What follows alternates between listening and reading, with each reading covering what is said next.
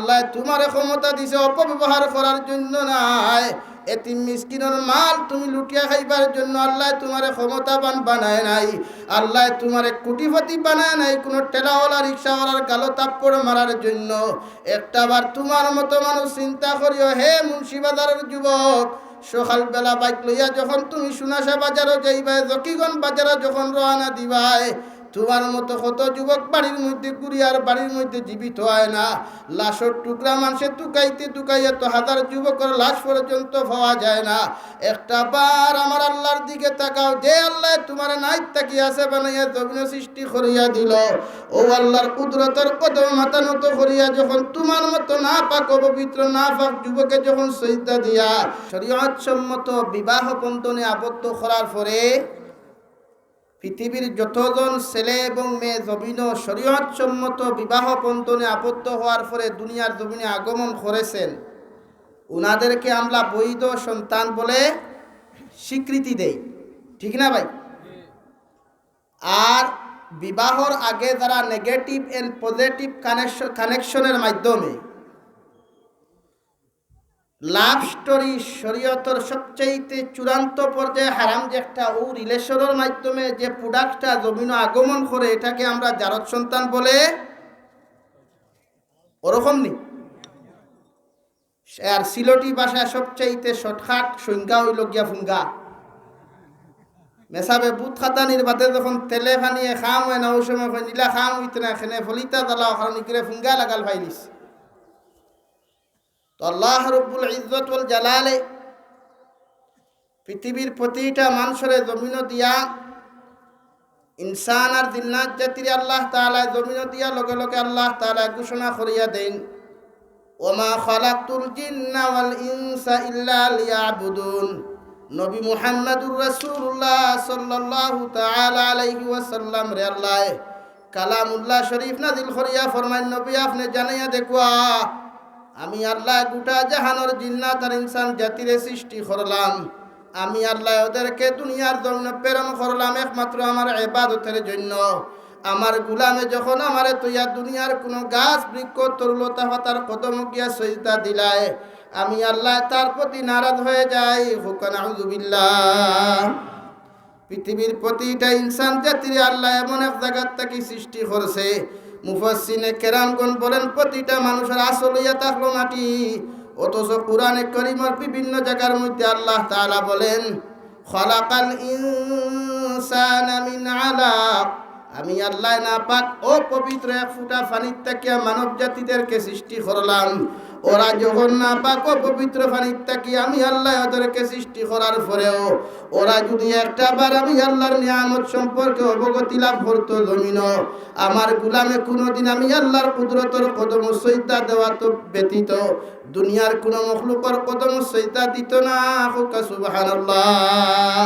আবার দুস্থ হল্লাম আর বুজুর্গ হল পৃথিবীর প্রতিটা মানব জাতির আল্লাহ সৃষ্টি করিয়া গ্রুপে গ্রুপে আল্লাহ আলাদা করিয়া দিলাইল। কুরআনে কারীমের সূরা হুজরাতের 26 নম্বর আয়াতের মধ্যে আল্লাহ তাআলা বলেন, ইয়া আইয়ুহান নাস ইন্না খালাকনাকুম মিন যাকারিন ওয়া উনসা ওয়াজআলনাকুম শুউবান ওয়া কাবাইলা লিতাআরাফু ইন্না আকরামাকুম ইনদাল্লাহি আতকাকুম। হে নবী মুহাম্মদুর রাসূলুল্লাহ, আপনি পৃথিবীর প্রতিটা মানব জাতিদেরকে জানাইয়া দিন, তারা যত আলাদা হোক যত গ্রুপ আলাদা হোক না কেন, আমি আল্লাহ ওদের বাবা একজন আদম আলাইহিস সালাম আর ওদের মা একজন হাওয়া আলাইহা সালাতু ওয়াসাল্লামের মাধ্যমে আমি আল্লাহ পৃথিবীর প্রতিটা ইনসান জাতিদেরকে দুনিয়ার জমিনে প্রেরণ করলাম। ওরা হয়তো দুনিয়ার জমিনে ভাবতে পারে খে চৌধুরী খে মজুমদার খে তাআল্লুকদার খে বড়বইয়া হতে পারে। আমি আল্লাহর কাছে চৌধুরীর কোনো দাম নাই, আমি আল্লাহর কাছে কোনো বড়বইয়ারও কোনো দাম নাই, আমি আল্লাহর কাছে মজুমদারের কোনো দাম নাই, খ্রিস্টানেরও কোনো দাম নাই। আমি আল্লাহ ওদেরকে জানাইয়া দিই, ইন্না আকরামাকুম ইনদাল্লাহি আতকাকুম। যার ভিতরে আমি আল্লাহর ডর আছে, ভয় আছে, যার ভিতরে আমি আল্লাহর মহব্বত আর ভালোবাসা পাওয়া যায়, যে গুলামে আমি আল্লাহরে ডরাইয়া জমিন নাফরমানি করা বাদ দিলাইব, যে গুলামে আমি আল্লাহরে ডরাইয়া জমিন নিমক হারামি করা বাদ দিব, যে গুলামে আমি আল্লাহরে ডরাইয়া সুদ খাওয়া জমিনের মধ্যে বাদ দিলাইব, যে গুলামে আমি আল্লাহরে ডরাইয়া জমিন নাফরমানি করা বাদ দিব, শরীয়ত বিরোধী কার্যকলাপ করা বাদ দিব, আমি আল্লাহ খইয়া দিয়ার দুনিয়ার মজুমদারের দাম বেশি হইতে পারে, চৌধুরীর দাম বেশি হইতে পারে, মগর আমি আল্লাহ জানাইয়া দেয়ার নবী আপনি হইয়া দেখুয়া ওই গুলামর সবচাইতে দাম আমি আল্লাহর কাছে বেশি, যার ভিতরে তাকওয়া পাওয়া যায়। হুকা সুবহানাল্লাহ। আমরার কাছে মানুষের গ্রুপ আলাদা না, অথচ মানুষ ছত্রি মারা যাও। এই মাদ্রাসার শেখুল হাদিস সাহেব জাকুয়া পৃথিবীর যে কোনো মানুষ জমিন থাকি চলে গেলে এই সাদা 3 টুকরা কাফনটি বেষ্টন করা হয়। যত বড় রাষ্ট্রপতি মরো না কেন, মুসলমান যদি হয় জমিন থাকি বিদায় নেয়, ওরে আলাদাভাবে কোনো কাপড়টি বেষ্টন করা হয় না। ও সাদা 3 টুকরা কাফন দিয়া লেফাফা ইজহার কামিজ দ্বারা বেষ্টন করা হয়। আমার মা বোনিন্তর মধ্যে যদি রাষ্ট্রের কোনো প্রধানমন্ত্রী মুসলমান মারা যায়, উনাকেও 5 টুকরা কাফন দ্বারা সাদা কাফনটি বেষ্টন করা হয়।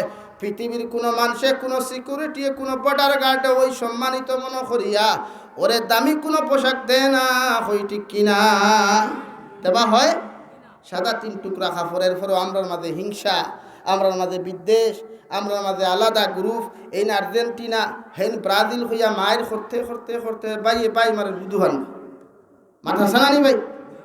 এখন আর্জেন্টিনা সাপোর্ট করিয়া ব্রাজিলে যে আর্জেন্টিনার মানুষের ফিঠরায়, আর ব্রাজিলে যে আর্জেন্টিনার মানুষের ফিঠরায়, আর্জেন্টিনা দাদি ব্রাজিলের মানুষের ফিঠরায়, মুন্সিবাজারের মানুষের অধিকার করিয়ার আর্জেন্টিনা ব্রাজিলের কোনোকে আপনার 14 পুরুষে চিনেনি, চিনব নি কোনোদিন? আপনি মরিয়া লাল হয়ে গেল, তার কোনো আমরা হইব না। আমরা লাখান বাঙালি জাতি সার কুয়াকারা বাঙালি লাখান বেউকুফ জাতি জমিন মনে হয় আর দ্বিতীয় কেউ নাই রে ভাই।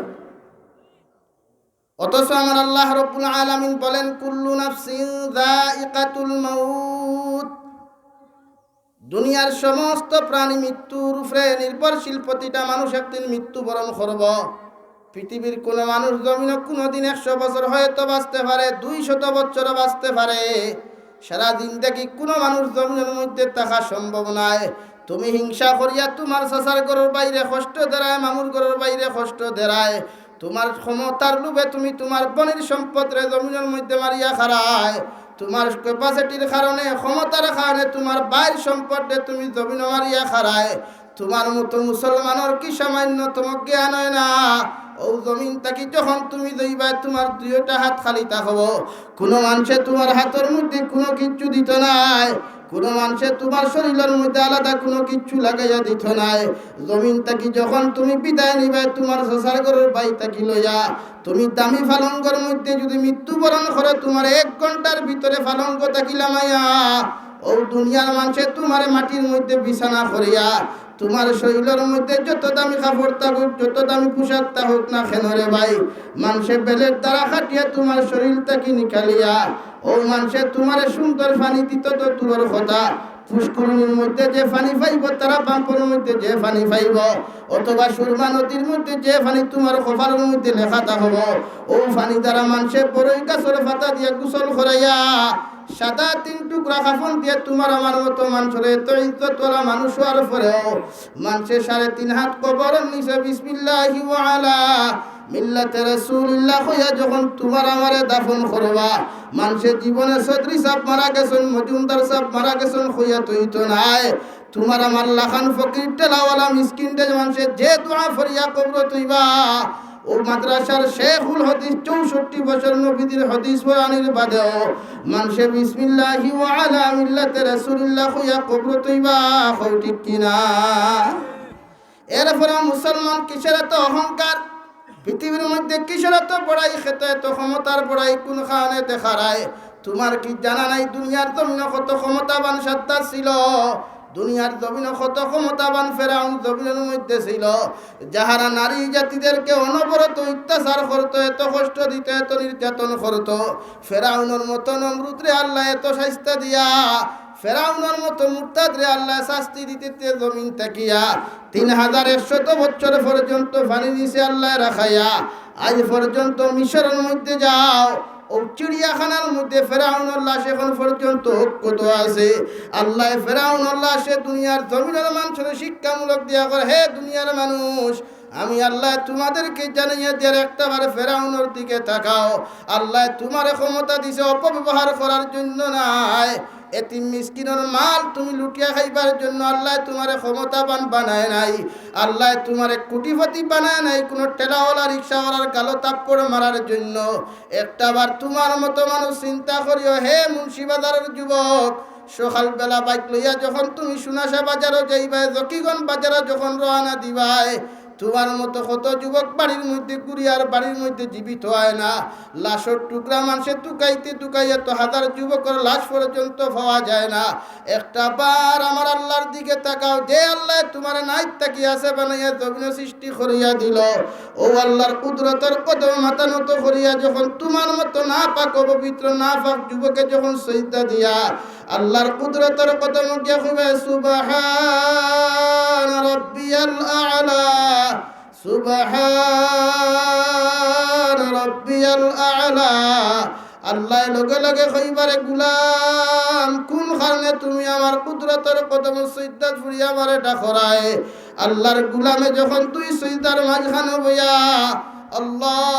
আল্লাহুম্মা গফিরলি ওয়ারহামনি ওয়াহদিনি ওয়াআফিনি ওয়ারযুকনি কইয়া যখন দোয়া করবা, আল্লাহ তোমার কাছে চাইয়া, আর আমার জীবনে গুনাহ করতে করতে সমস্ত অঙ্গ প্রত্যঙ্গ আমি নাপাক বানাই লাইছি রে দয়াল।